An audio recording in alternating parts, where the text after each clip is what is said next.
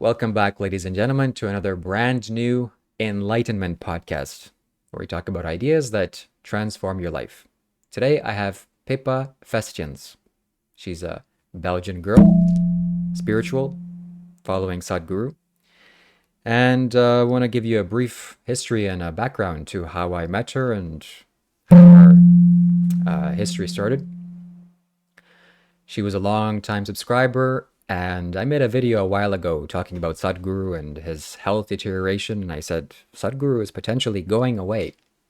And it really inspired her. It inspired Pippa to go to the Isha Yoga Center. And I thought that was a big win. I inspired at least one person to go there. Thankfully, I've inspired many more after that. But you were the first person that kind of listened to my words and went. Physically, you bought the plane ticket and you arrived there. And so I got to meet you for one day, and then I had to leave. And so you were in the Isha Yoga Center. And remind me how long you were there again. You were there 1 month? A little more, almost 40 days. Wow, 40 days. So that is one cycle, one mandala. Yep. And so tell us briefly why did you decide to do this in the first place? What inspired you to leave your home and travel so far away to this foreign place? Um, the search for enlightenment. And yeah, I think a That's, combination of being massively lost, um, and just feeling a giant urge to discover more, nor know more.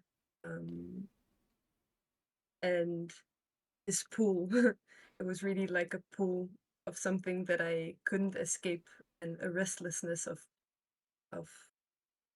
having to go there. hmm. Well, that's a very admirable decision that you've made. And going for the purpose and reason of enlightenment, can't go wrong with that. I'm glad. And yes, also, I was restless to go there for many years, and finally I did go. And going there satiated my hunger, at least to some extent. Most specifically, seeing the Janalinga for the first time. So, if you can think back to your time there, what was the overall experience like? What can you describe the energy? How is that place like? Um, Quite terrible for me because there's no possible way of escaping yourself, and it's terrifying. And I can feel I'm wearing a Dhanalinga pendant, and it's like glowing now and becoming heavy. Um, Isha Yoga Center feels like heaviness in some way. And then also there's been moments of great joy, uh, and lightness and bliss, I would say. Um, Especially when I was put into bhakti sadhana or encouraged to do this. There were moments of opening and expanding my heart in a way that I didn't uh, experience ever before. But specifically Dhanalinga, um, and being there for so long is like I have no other way of describing it than this massive pressure somehow. Hmm. Um, Well, talk more about that. Dive deeper into this space, the Janalinga. What did it make you feel? How did you feel going there? What benefits did you receive? Anything you can share with us.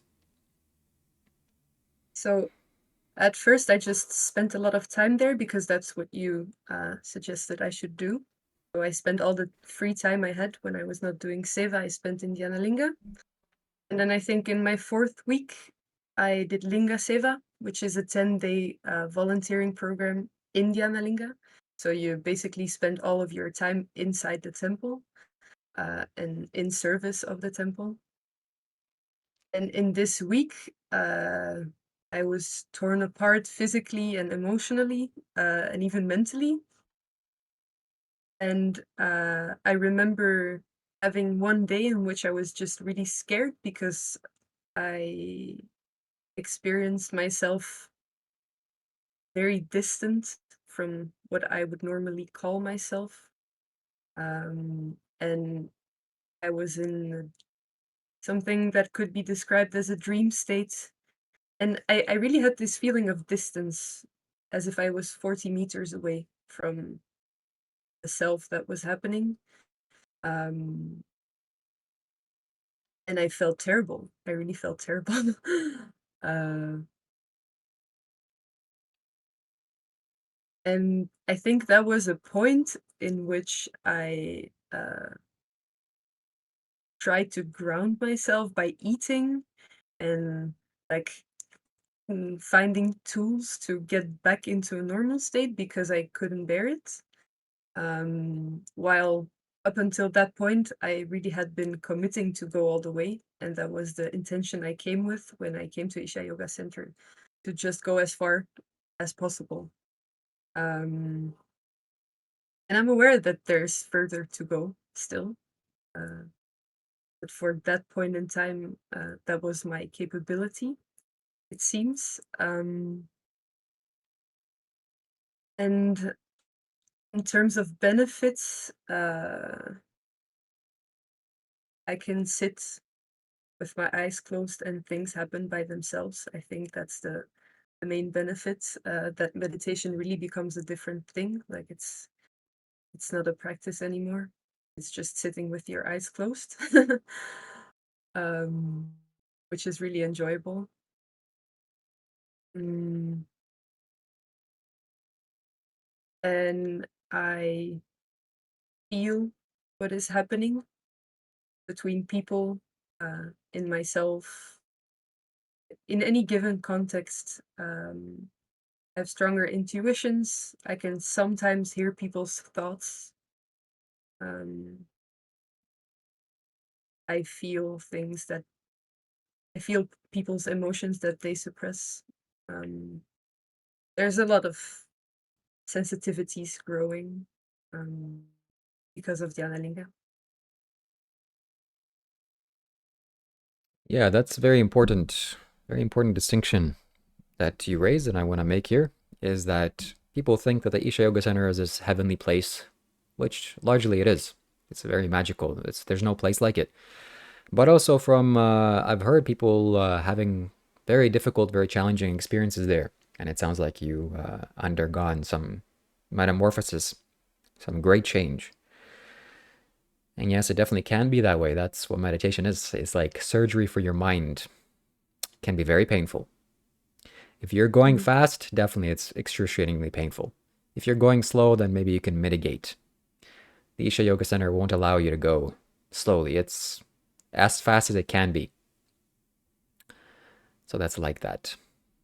Interesting. So coming back home, you mentioned some differences that you've seen. Do you still meditate on the Dhanalinga? What tangible benefits have you noticed? Can you feel the presence of Dhanalinga stronger being far away? How has your meditation changed? What changes have you seen? I do still meditate on Dhyanalinga. I use the picture. When I look at the picture, I feel a strong upsurge of energy, and it's also visual sometimes. Like the way my gaze is drawn into the picture is different than when I'm just looking at a plant or a lamp or whatever. And then when I close my eyes, there's what I experienced in Dhyanalinga while being there, that it just everything in your mind just starts dissipating, and uh, it feels like it empties you out without you having to do anything about it. I feel, yeah, I feel that sometimes still, but being in the temple was definitely a stronger experience than right now. But that may be just because I was there all the time, and now I maybe sit for 1 hour a day or so. Um, mm, I think it's still pushing me, or I'm pushing myself. I don't know, to keep on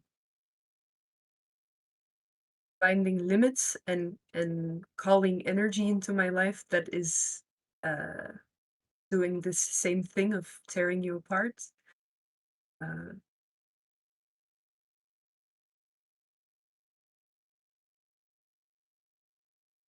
and I feel more able to be with it. I guess that's the strength you gain by being there and just facing everything that comes, is just that you have strength in your body, emotion, and mind, that you can be with whatever goes up. That's a strong feeling.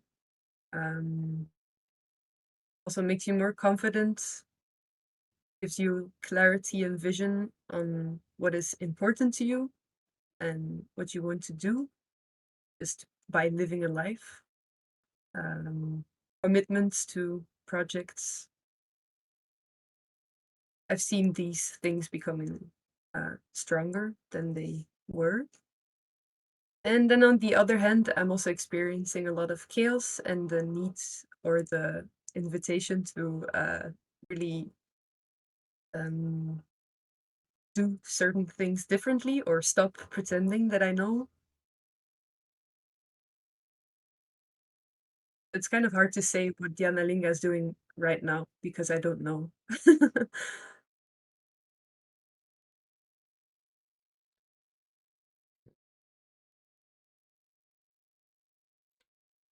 And what was your experience like going to the Linga Bhairavi temple?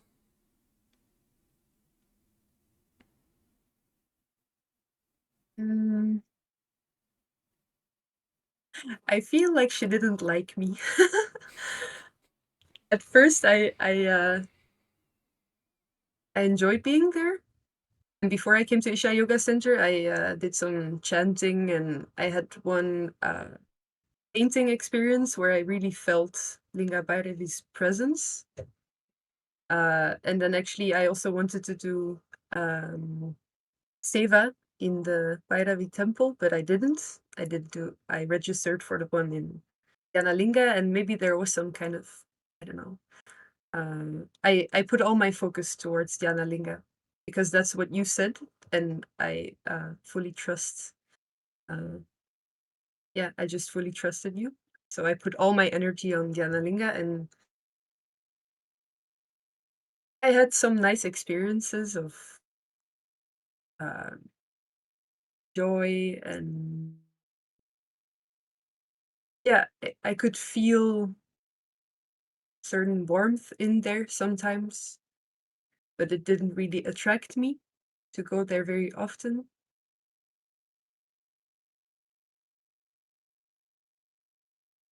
So yeah, that's all I have to say.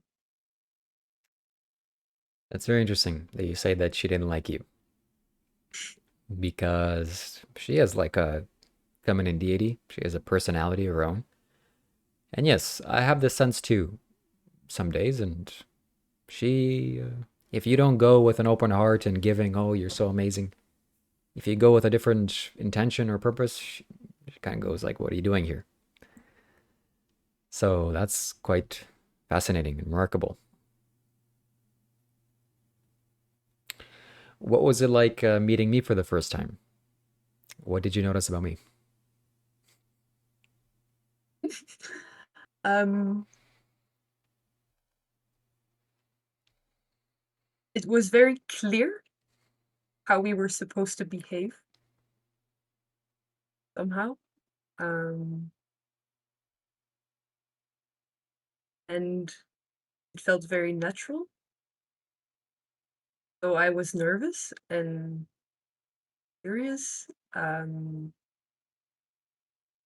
it felt as if I had known you. And it was confirmed that you're quite authentic. So what I got to see was no different from what I had seen already in your online presence. Um,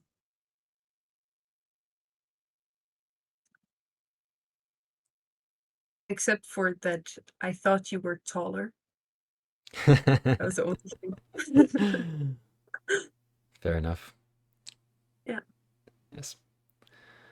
I'm 5 foot 7 inches for those who are curious. 5'8" on a good day.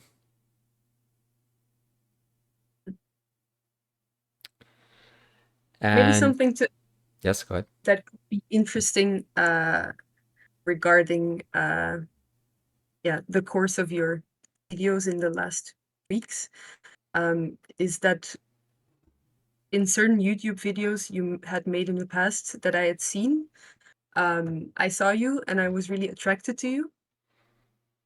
And then when I met you in Isha Yoga Center, this was really like nowhere there at all, which was surprising to me, actually. Um, and I also knew that you wouldn't invite to it at all, and that you were, I mean, I had seen you talking about not even wanting to touch your mother or being very physically reserved. Um, so I knew that this was an expectation, but yeah, that was interesting to me. And then at the same time, you're very present in your intention towards me. I could feel that you were there and uh, in support of why I was there, um, which I was very thankful for.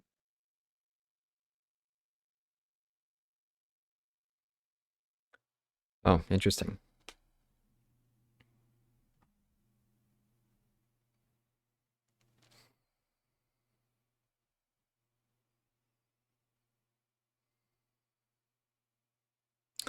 Yes. Uh, the boundaries of my self have been made strong. I can't invite anybody. It just doesn't work for the spiritual growth of this person. So no touching, no hugs, not even for my mother. Oh, okay. When I first came to Canada, came back, okay, mom, she wanted to hug me, but that's that's about it. And yeah, let's move on to the Valangri Mountain. So the Isha Yoga Center is right beside the Valangri Mountain. It's a big presence. Did you notice anything? Did you got to see how it feels? What are some stories you have to share about that? Um, well, I remember meeting this very angry girl and then telling you that I thought I had seen a personification of the mountain in a specific girl, and you just said, "Well, that's a nice story," um, which probably was true, but I haven't seen or felt anything that I could clearly distinguish as the Langery Hills.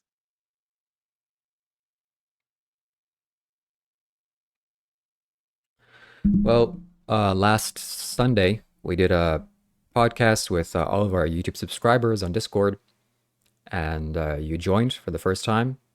Mm, so I'm very grateful that you were there. You were on camera. You were speaking. For anyone that wants to check that out. And I noticed a great shift in you, a great change. Because normal human beings, they have a body and that's fine. But when you start to evolve spiritually, you start to grow in your energy. And that's exactly what I saw. I saw that you're growing in energy and you're becoming something like a wild goddess. And I was taken back. Whoa, this was impressive. So largely that had to do with going to the Isha Yoga Center. I'm guessing, I'm assuming here. And that's very good. You should definitely pursue this. Keep going. And we're gonna witness you. So hopefully you stay around here and we can do more group calls. I think this will be very interesting, and especially to the female audience. You're a great example of that. So thank you very much for being here. Thank you for joining our show. Mhm. Do you have any last words? Anything that you missed? Anything you left out or want to say here before we end? Um, just that I would love to keep on talking, and thank you for bringing me here and giving me a chance to speak my mind. Um, I've only recently grown confident doing so, and it feels good. And actually, I've always felt good speaking to you because you accept anything and everything, and that's what we need to be able to develop that openness in speech. So yes, I'd love to keep on talking and expanding my goddess energy as well. Yes, it's very important. And Pippa was the first, or one of the first people that invested in me back in when I was still doing calls or coaching calls, donations. And then for the first time, I said, okay, I want to charge money for this. You're the first person that kind of went along with this. And that was great to receive money for my service, but also I saw that you were committed. And that's very rare, especially for, dare I say it, a girl. Girls are kind of but you're in this path. And that's very rewarding to see. So I was very happy that someone committed was talking to me and really receptive and changed their life. So you're the byproduct. So thank you very much. Okay, folks, I'm sure that she'll be on with us again very soon. Thank you for watching. Stay tuned for the next episode.